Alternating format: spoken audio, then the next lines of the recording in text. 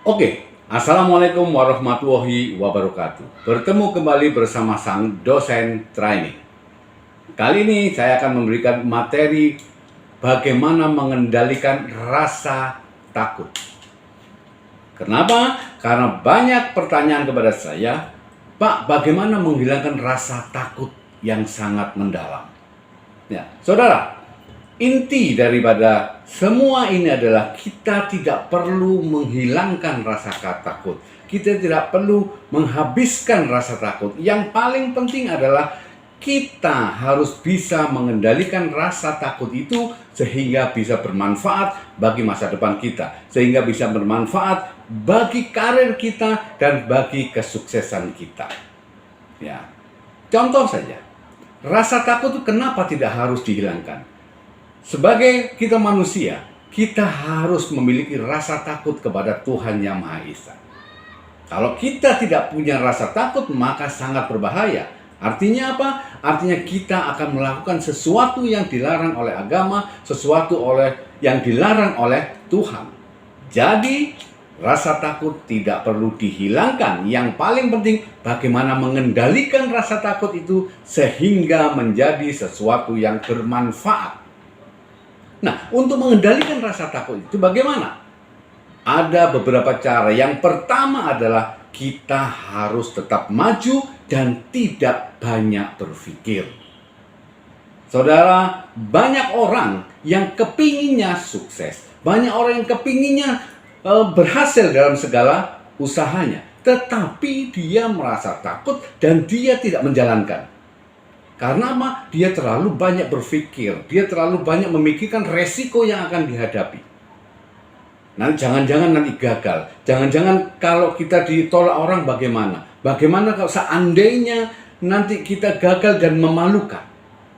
Nah, ini terlalu banyak berpikir sehingga dia tidak berjalan dan tidak melakukan apapun. Dan akhirnya sampai saat ini pun dia tidak bisa memiliki sebuah usaha dan belum bisa sukses. Ya, jadi teruslah maju dan jangan banyak berpikir. Yang pertama. Yang kedua adalah terlalu khawatir. Terlalu khawatir dengan ketidakpastian. Ya, dia takut, dia was-was dengan kalau seandainya. Selalu mengatakan seandainya gagal, seandainya ditolak orang, seandainya nanti diusir orang, atau seandainya nanti diremehkan orang, itu semuanya seandainya, dan itu adalah kekhawatiran yang sangat amat besar. Dan ini yang harus dihilangkan. Ya, ini yang harus dikendalikan. Rasa khawatir itu boleh, tetapi tidak boleh diperbesar. Ya, khawatir yang berlebihan. Ya, yang ketiga adalah turunkan harapan. Tugas kita sebagai manusia adalah berjuang habis-habisan. Kita menjalankan tugas kita sebagai manusia. Tugas kita sebagai pengusaha menjalankan, mencari strategi, melangkah dengan pasti. Ya, dan kita jangan berharap untuk harus sukses. Karena untuk mencapai kesuksesan itu kita pasti harus mengalami kegagalan, kita harus mengalami rintangan, kita harus melewati halangan. Jadi jangan berharap terlalu tinggi. Tugas kita adalah melaksanakan apa yang sudah kita lakukan dan selesaikan sampai selesai. Hasilnya kita serahkan kepada Tuhan Yang Maha Esa. Ya, turunkan harapan. Kemudian yang keempat adalah kita tambah wawasan. Kita harus belajar apa saja yang sesuai dengan apa yang kita jalankan. Kita pelajari, kita baca buku, kita baca internet, kita komunikasi dengan orang-orang yang lebih hebat daripada kita. Ya, kita harus menambah wawasan sehingga kita bisa mengendalikan rasa takut itu. Ya, yang kelima adalah jangan pernah membandingkan diri kita dengan orang lain. Ini yang paling berat. Karena anak muda sekarang selalu membanding-bandingkan dengan orang lain.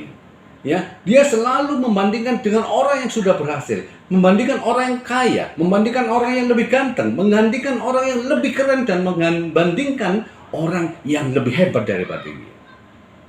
Saudara, kita Diri kita adalah diri kita dan sangat berbeda dengan orang lain.